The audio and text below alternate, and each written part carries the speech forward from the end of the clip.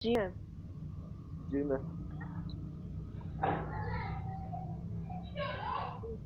तो उसके अकॉर्डिंग जो है वो हमारी नेक्स्ट वीक में तो कोई भी क्लास नहीं बन रही। ठीक है ना। जी तो हम जो कुछ पढ़ते हैं कुछ मैं आपको पढ़ने के लिए दूंगी छुट्टियों में। ठीक है। ज्यादा नहीं, जितना हमने पढ़ा होगा उससे रिलेटेड चीजें। तो ये क्रेजी की बुक पे है, chapter number 7, structural theory of linear non spaces. ठीक है। आपने ये पेज जो है ना वो अच्छी तरह से पढ़ लेना है।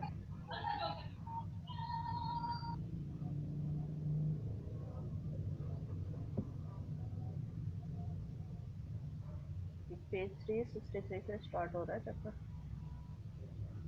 Structural theory in finite dimensional non spaces. ये भी आप इसको पढ़ लीजिए। और मैं आपको ब्रीफली बता देती हूँ कि स्पेक्ट्रल थ्योरी जो है वो फाइनाइट डायमेंशनल नॉर्म स्पेसिस की इजी है बनिस्बत spectral theory of infinite dimensional norm spaces. ठीक है। आपको पता है जो नॉर्म स्पेसिस होती हैं वो वेक्टर स्पेसिस ही होती हैं, और इनकी डायमेंशन, वेक्टर स्पेस की डायमेंशन जो है वो किस पे डिपेंड करती है, उसकी बोल रहे नंबर ऑफ बेसिस एलिमेंट्स। ठीक है। जो नंबर ऑफ बेसिस एलिमेंट्स होते हैं वही उसकी डायमेंशन को फाइनलाइज करती है। तो हम जो है वो रिवाइज करते हैं क्या कि किसी भी मैट्रिक्स की आइगन वैल्यू या आइगन वेक्टर क्या होता है। ठीक है। फॉर अ गिवन रियल और complex n rowed square matrix A. तो सबसे पहले तो ये जान लीजिए कि स्क्वायर मैट्रिक्स ए होता है, जिसकी आप आइगन वैल्यू और आइगन वेक्टर फाइंड आउट करते हैं। मैट्रिक्स ए की eigen values eigen vector find out करना आपने सीखा हुआ है मैथमेटिकल मेथड की बुक है, और चैप्टर नंबर आई थिंक 7 है।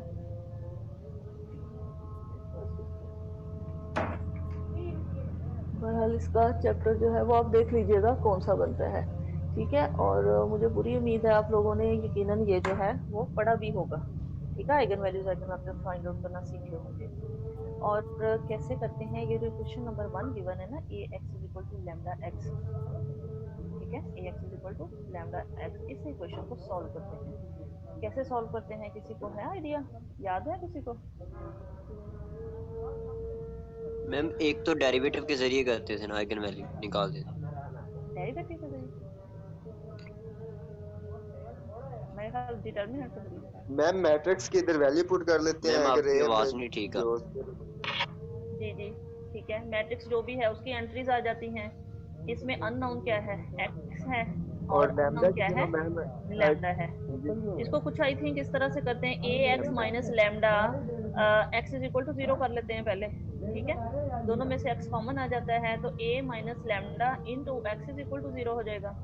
लैम्डा चूंकि एक वैल्यू है, उसमें से ए को माइनस नहीं किया जा सकता, लिहाजा ए माइनस लैम्डा करने के लिए आप लैम्डा के साथ क्या करते हैं, आई मैट्रिक्स को मल्टीप्लाई कर देते हैं। आई मैट्रिक्स मीन आइडेंटिटी मैट्रिक्स, जिसके यस मैम। जो है क्या डायगोनल में वन वन एलिमेंट्स है, बाकी सारे जीरो हैं। ठीक है। तो लैम्डा डायगोनल एलिमेंट्स जो वन वन है उनसे मल्टीप्लाई हो जाएगा, तो इसका मतलब ये जो लैम्डा आई क्या आ जाएगा, एक डायगोनल मैट्रिक्स जिसके डायगोनल में लैम्डा पड़ा हुआ है, बाकी सारे जीरो हैं। ए को उसमें से माइनस कर देते हैं, ए की जो भी एंट्रीज हैं। ठीक है। ज़ाहरा जो ऑर्डर ए का होगा वही उस आइडेंटिटी मैट्रिक्स का ऑर्डर लेना होता है, तभी वो माइनस हो सकते हैं, ए माइनस लैम्डा आई। ठीक है, समझ आ रही ना बात की? तो जब आप इसको सॉल्व करते हैं फिर जी मैम। उसका डिटर्मिनेंट लेते हैं, कैरेक्टरिस्टिक इक्वेशन बनाते हैं। ठीक है। कैरेक्टरिस्टिक डिटर्मिनेंट सॉल्व करते हैं, कैरेक्टरिस्टिक पोलिनोमियल बनती है, उस पोलिनोमियल को सॉल्व करके लैम्डा की वैल्यूज आ जाती हैं। लैम्डा की कितनी वैल्यूज आएंगी ये डिपेंड करता है इसके ऑर्डर पे, मैट्रिक्स है। ए मैट्रिक्स का अगर ये 3 by 3 का ऑर्डर मैट्रिक्स है, 3 by 3 ऑर्डर का, तो लैम्डा में जो वो पोलिनोमियल बनेगी वो lambda raise to the power 3 में बनेगी। ठीक है। 3 वैल्यूज आएंगी इसकी, और 3 इन आइगन वैल्यूज के करस्पॉन्ड 3 आइगन वेक्टर्स आ जाते हैं, यानी एक्स आ जाते हैं। उस आइगन वैल्यूज को दोबारा आप इस इक्वेशन में पुट करते हैं तो आ जाता है। हम रिवाइज करते हैं, पहले इसी को मैं आपको थोड़ा सा आगे ये क्वेश्चन नंबर 2 बन जाती है। नजर आ रही है क्वेश्चन नंबर 2? जी ma'am. A minus lambda I into X is equal to 0, वो जो पहली इक्वेशन है उसको थोड़ा रीराइट किया तो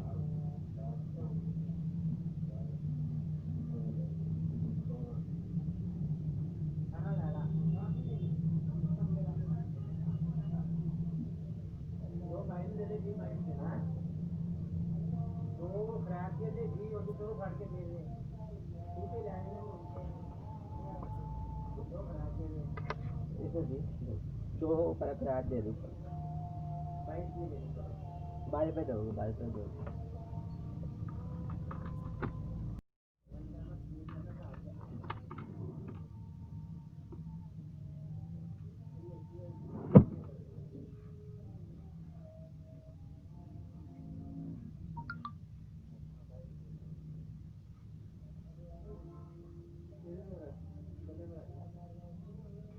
याद है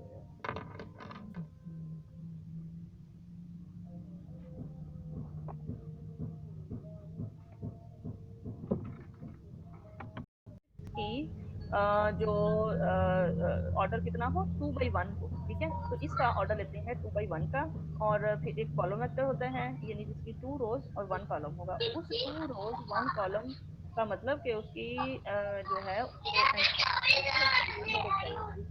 ठीक है। इसलिए यहाँ पर x की जगह xi1 और xi2 एक ऑर्डर ना, या एक कॉलम वेक्टर कह सकते मैम हैं। अगर x1 x2 लिखने के लिए तो हो सकता है। कोई फर्क नहीं पड़ता, आप x1 x2 लिख सकते हैं, कोई नहीं मसला नहीं है, ठीक है। इसमें जस्ट बस इन्होंने जी डिफरेंट कर दिया, कोई मसला नहीं है। आप x1 x2 कर लें, ठीक है। x1 x2 कर लें, और फिर यस जो है वो ये जो इक्वेशन आ जाएगी x1 x2 में आ जाएगी, ठीक है।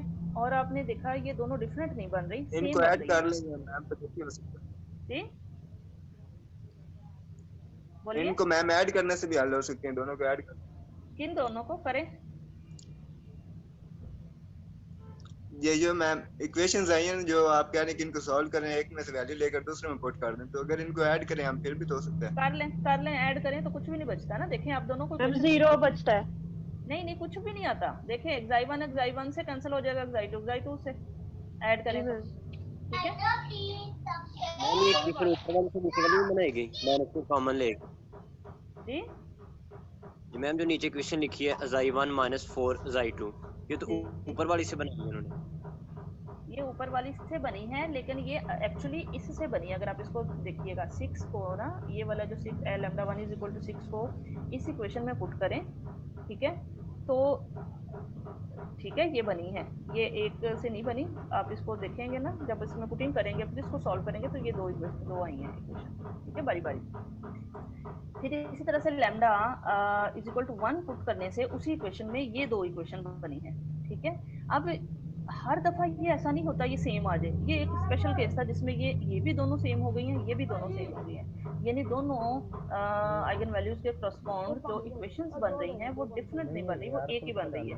ये भी देख लें आप, ऐसे ही है, ये देखें 4xi1 plus 4xi2 is equal to 0, और फिर xi1 plus xi2 is equal to 0, ठीक है ना। अगर आप इसको सॉरी, अच्छा चलें आप ऐसे करें, आप पेपर पेंसिल पकड़ें, इक्वेशन नंबर 2 में ये ए की वैल्यूज लैम्डा की वैल्यूज पुट करें, और देखें एक्स जो आप कह रहे हैं x1 x2 लेके इज इक्वल टू 0 पुट करके मुझे बताएं क्या इक्वेशंस आ रही हैं जल्दी से।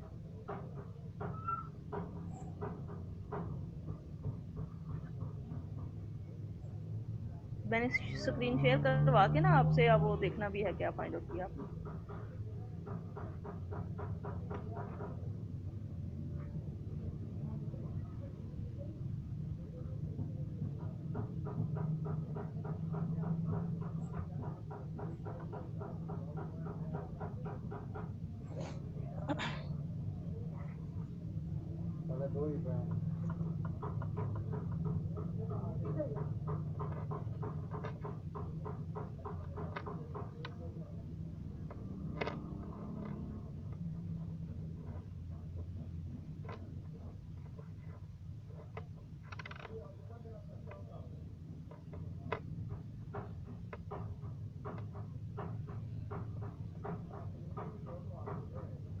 और जब लिख रहे हैं ना क्वेश्चन नंबर 2 में a minus lambda I into X is equal to 0, तो यहाँ 0 का मतलब क्या होगा, 0 वेक्टर, ठीक है।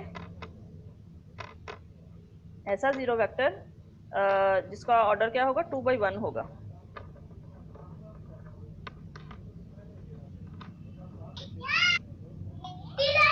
इसका ऑर्डर 2/1 क्या हो, क्यों होगा, ये आप कोई पूछना चाहें तो पूछ सकते हैं।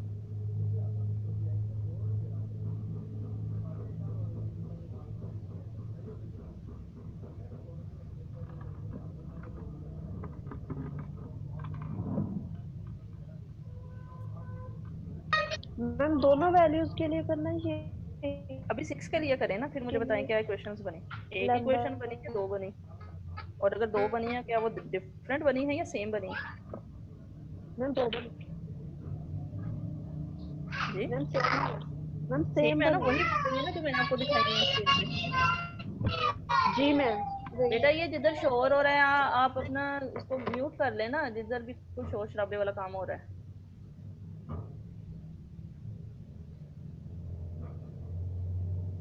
ठीक है, अब लैम्डा की वैल्यू जो है 1 पुट करें इसमें और फिर देखें क्या आंसर आ रहा है।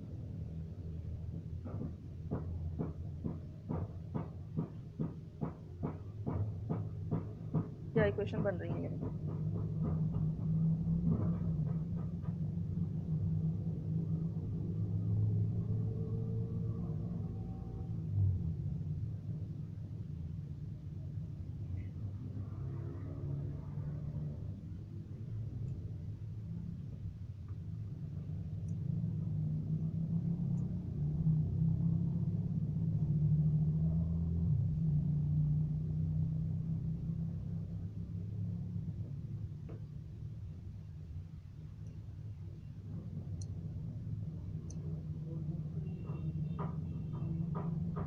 जी बाकी लोग, जी मैम वही बन रही है जो बाकी लोगों की क्या है? रुबाब ही बननी आंसर दे रही चाहिए है। बाकी लोगों की क्या आ रही है? लैम्डा 1 इज इक्वल टू 6 के according and lambda 2 is equal to 1 के अकॉर्डिंग।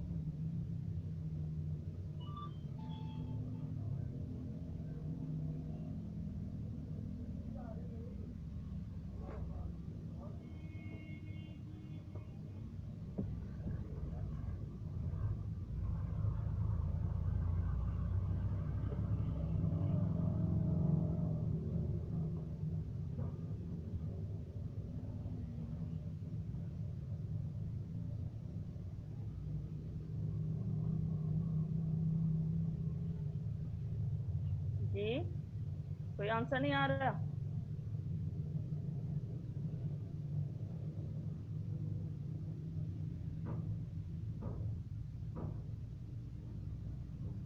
मैम दोनों का सेम आ रहा है तो आपने देखा कि जब आपने ये पुट किया तो यही तो इक्वेशन आई ना, एक पहला सेट है, डिफरेंट इक्वेशन नहीं है, सेम है। नहीं, ऐसा हर दफा पॉसिबल जी नहीं मैम होता, ये आपने भी देख लिया होगा। ये तो एक स्पेशल केस था कि जिसमें ऐसा हो गया।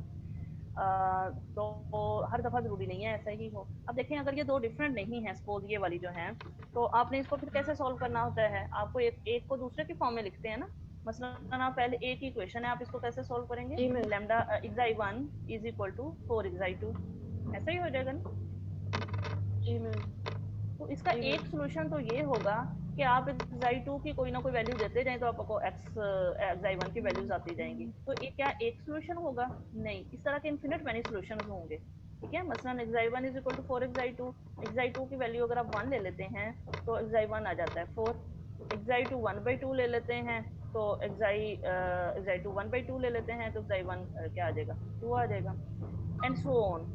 जो 2 ले लें तो ये 8 आ जाएगा। तो इस तरह से आपके पास इन्फिनिट मैनी सॉल्यूशंस आ रहे हैं किसके? इस इक्वेशन के। तो वो जो इन्फिनिट मैनी सॉल्यूशंस है वो एक्चुअली तो x की वैल्यूज है ना, जो x की xi1 xi2 कॉलम वेक्टर लिया हुआ था। ठीक है, तो इट मीन उनमें से एक सॉल्यूशन ये है, ये वाला जो इन्होंने लिखा हुआ है यहाँ 4 and 1। ठीक है, xi2 1 लिया तो xi1 क्या आ जाएगा? 4 आ जाएगा। तो एक सॉल्यूशन ये आ गया जिसको x1 का नाम दे दिया। और ये जो है दूसरी इक्वेशन को जब lambda is equal to lambda 2 is equal to 1 put करने से आपके पास जो सेकंड सिस्टम ऑफ इक्वेशंस बना था, लेकिन दोनों दोनों सेम ही थी। दोनों को भी इसी तरह से एक को दूसरे की फॉर्म में लिख के आप देखें कि एक लेते हैं तो दूसरा आ जाएगा, एक -1 आ जाएगा, एक 1 आ जाएगा। अगर ये -2 लेते हैं ये 2 आ जाएगा। ठीक है, वो -1/2 लेंगे 1/2 and so on so fourth. तो उनमें से एक सोल्यूशन जस्ट इन्होंने ये लिखा हुआ एक आइगन वेक्टर। लेकिन आपने देखा कि एक आइगन वैल्यू के करस्पॉन्ड यानी लैम्डा इज इक्वल टू 6 के करस्पॉन्ड कितने ज्यादा आइगन वेक्टर्स आ रहे हैं। ठीक है, इसी तरह से ये जो दूसरी है इसके करस्पॉन्ड भी इन्फिनिट मैनी आइगन वेक्टर्स आ रहे हैं। ठीक है। लेकिन ये हर दफा जरूरी नहीं होता, बाज़ औक़ात ऐसे ही होता है कि एक आइगन वैल्यू के करस्पॉन्ड एक आइगन वेक्टर आता है, ठीक है, दूसरी के करस्पॉन्ड दूसरा आ जाएगा, तीसरी के करस्पॉन्ड तीसरा आ जाएगा। और इसके अलावा ये भी पॉसिबल होता है कि जब आप ये पॉलिनोमियल इक्वेशन बनती है उसमें सारे लैम्डास की सेम ही वैल्यू आ जाती है, ठीक है। जैसे lambda is equal to 2 to 2 ही आ गया, 3 डिग्री की पॉलिनोमियल थी, जैसे lambda -2 raised to the power 3 बन रही थी, इज इक्वल टू 0 था जब आप इसको सॉल्व करेंगे तो ज़ाहरा। तो इसका मतलब बाज़ औक़ात ऐसे होता है कि ये जो है सारी आइगन वैल्यू सेम आ जाए, बाज़ औक़ात ऐसे होता है 2 सेम आ जाती हैं, 2 डिफरेंट आ जाती हैं, कि टोटल 4 आनी थी। तो ये सारी पॉसिबिलिटीज़ हैं। तो ये सारी चीज़ें आप लोगों ना रिवाइज़ कर लें अपने, ताकि आपको अंदाज़ा हो जाए कि किस-किस टाइप की ये आइगन वैल्यूज़ आ सकती हैं और किस तरह से फिर आइगन वेक्टर्स फाइंड आउट किए जा सकते हैं। ठीक हो गया? तो तरीक़ाकार यही है। जी मैम। अच्छा, अब हम आते हैं अपनी डेफिनेशन की तरफ। डेफिनेशन क्या है? डेफिनेशन है जी आइगन वैल्यूज की पढ़ेंगे आप, आइगन वेक्टर्स क्या होते हैं, आइगन स्पेस क्या होती है, स्पेक्ट्रम क्या है, रिजॉल्वेंट सेट ऑफ मैट्रिक्स क्या है।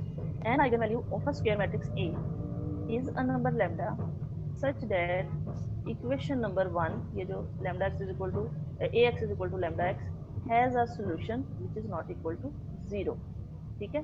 तो इसका मतलब अगर ये जो है आइगन वैल्यू किसी भी स्केल मैट्रिक्स की क्या होती है, एक नंबर होता है जो कि इस इक्वेशन का सॉल्यूशन देता है, non zero solution.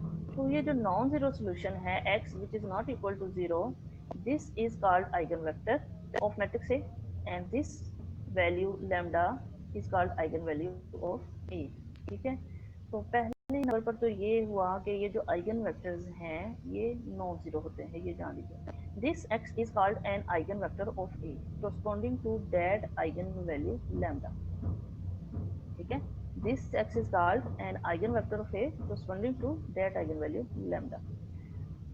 The eigenvector, अब देखिए जैसे आपने देखा कि आइगन वेक्टर जो है वो जीरो नहीं हो सकते, ये हमेशा नॉन जीरो वेक्टर होता है। द आइगन, तो ये जितने भी आइगन वेक्टर्स आते हैं आइगन वैल्यूज के करस्पॉन्ड, क्या ये वेक्टर स्पेस बन सकते हैं, वेक्टर सबस्पेस कह लें।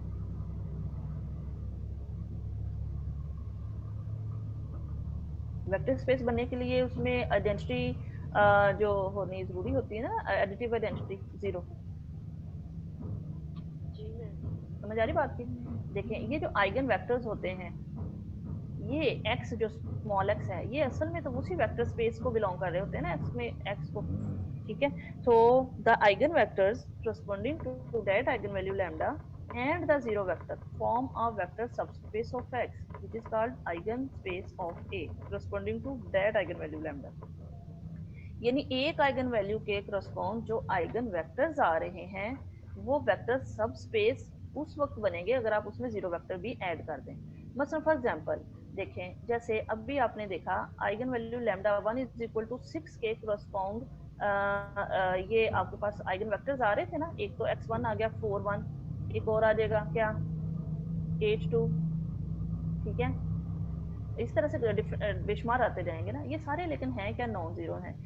नॉन जीरो आइगन वेक्टर्स हैं corresponding to lambda 1 is equal to 6। ये वेक्टर स्पेस नहीं बन सकती, क्यों? क्योंकि इसमें जीरो वेक्टर नहीं है। ठीक है। बाकी तो सारे होंगे। देखिए अगर 4 1 है तो -4 और -1 भी होगा, यानी जो कि इसका एडिटिव इनवर्स होगा, और बाकी सारी प्रॉपर्टीज सेटिस्फाई हो रही होती हैं वेक्टर स्पेस की सिवाय एडिटिव आइडेंटिटी के। तो वो एडिटिव आइडेंटिटी क्या है, ये दैट इज जीरो वेक्टर। तो जीरो वेक्टर नहीं होता। जीरो वेक्टर अगर आप खुद शामिल कर दें इन तमाम आइगन वेक्टर्स के साथ, तो ये जो सेट बनेगा ये वेक्टर सबस्पेस बन जाएगा x। This is called eigen space of A। ठीक है। तो इसका मतलब आइगन स्पेस किसी भी मैट्रिक्स A की आइगन स्पेस क्या है एक्चुअली,